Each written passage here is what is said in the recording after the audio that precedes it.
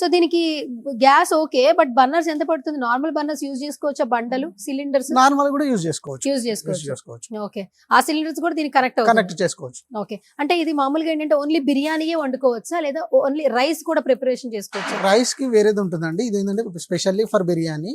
మనం ఎందుకంటే 5 బర్నర్స్ ఇస్తున్నాం దీంట్లో. ఓకే, సో మన బిర్యానీ హండి అనేది చాలా పెద్దగా ఉంటుంది కదా కుకింగ్ చేసేది. సో అన్ని సైడ్స్ ఈవెన్ గా మంట రావడం కోసం మనము ఈ 5 బర్నర్స్ ఇస్తున్నాం అనమాట. ఓకే, మామూలుగా ఏంటంటే గ్యాస్ తో తొందరగా వంట అయిపోతుందని అందరూ అనుకుంటారు. ఈ 50 kg స్టవ్ యూజ్ చేసి బిర్యానీ చేయడం కోసం మనకి ఎంత టైం పట్టొచ్చు? టైం అంటున్నారు ఎందుకంటే బర్నర్ చాలా పెద్దగా ఉంది అండ్ కింద ఆల్మోస్ట్ ఆ 4 బర్నర్స్ ఏమో స్లో బర్నర్స్ ఉన్నాయి.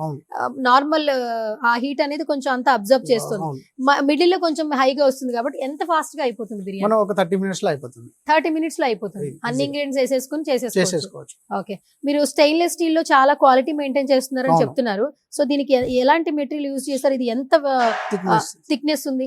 ఇది మనకి 1.2 థిక్నెస్ ఉంటుందండి టాప్. ఓకే, సో ఈ టాప్ 1.2 థిక్నెస్ 304 గ్రేడ్ ఉంటుంది, 202 ఉంటుంది. కస్టమర్ రిక్వైర్మెంట్ బట్టి వాళ్ళకి ఏ గ్రేడ్ కావాలంటే ఆ గ్రేడ్ మనం చేసిస్తారు.